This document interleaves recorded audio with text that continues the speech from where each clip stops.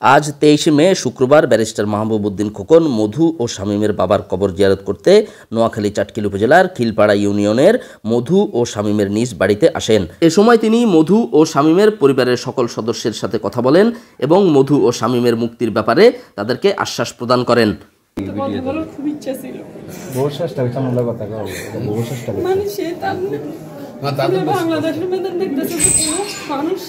জেলে রয় না ওনার ছেলেকে কি অপরাধ বিএমপি করার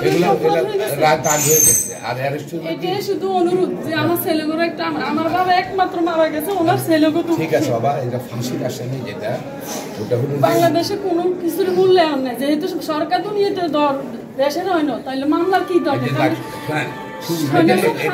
মামলাগুলো দিয়েছে আগে ফাঁসি আদেশ হয়ে গেছে ফাঁসি আদেশ সঙ্গে হলে এটা ধরেন ব্যবহার করতে হয় সরকার ব্যবহার ছাপায় সেই অনুযায়ী ধরেন এখন 19 সালে 20 সালে হয়েছে ছাপানো ওই ছাপানোর পরে হিয়ারিং আসে আপনি তো এগুলো না ছাপাইলে তো আপনি হিয়ারিং করতে পারবেন।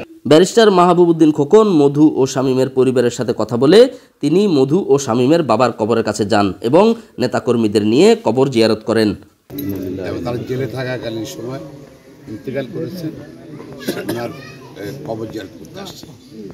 আর আমরা যেটা আপনারা জানেন তারা লক্ষ্মীপুরের মিথ্যা একটা মামলাতে তাদের ফাঁসির আদেশ হয়েছে মিথ্যা মামলায়। এখন মিথ্যা মামলা ফাঁসির মামলা জামিন হয় না মনে রাখতে হবে এটা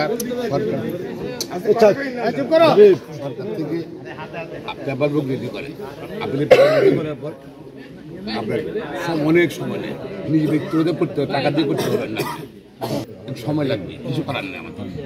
তবে হলো শামীমের কিন্তু এখন আমি কোনো কারণটা পাইনি আপিলটা ফাইল করবো সে সম্প্রতি অ্যারেস্ট হচ্ছে ওকে পাইনি বোরানের কোনো কারণটা পাইনি আপিল করার জন্য আপিল না করলে আপনি বাইরে কী হবে নাকি মিথ্যা মাল প্রমাণ কীভাবে করবেন আইনি প্রক্রিয়া দিতে হবে না আপনার বুঝছেন। আর আমরা যারা গ্রেপ্তার আছে তাদের জন্য চেষ্টা করবো ইনশাআল্লাহ। এটা আপনার যেরকম উদ্বিগ্ন পরিবার যেরকম উদ্বিগ্ন উদ্বিগ্ন আমি তো দলের কর্মী আপনার সঙ্গে আমার রক্ত সম্পর্ক ভাইয়ের সম্পর্ক প্রত্যেকটা কর্মী কিন্তু আমার ভাইয়ের রক্ত সম্পর্ক আমি চিন্তা করি এবং আপনার জন্য আমি সেভাবে চেষ্টা করি।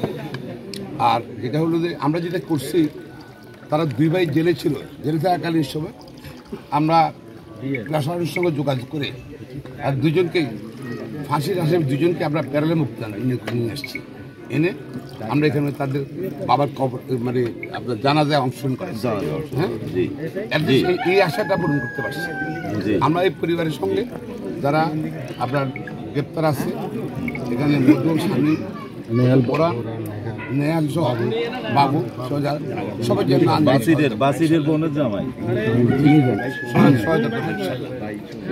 হবে। মধু ও শামীমের বাবার কবর জিয়ারত শেষে এরপর তিনি খিলপাড়া বাজারের বিশিষ্ট ব্যবসায়ী তারেক ও পর্তুগাল প্রবাসী তানিমের আম্মার কবর জিয়ারত করেন। কবর জিয়ারত শেষে তিনি তারেকের আম্মা যেখানে খুন হয়েছেন সেই জায়গাটি পরিদর্শন করেন।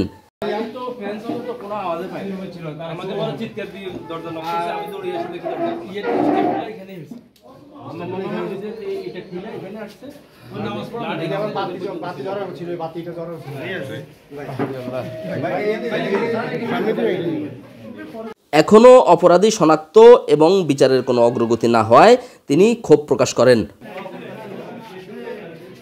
মোহাম্মদ শাহ আলম, প্রতিদিনের নোয়াখালী নিউজ ডেস্ক।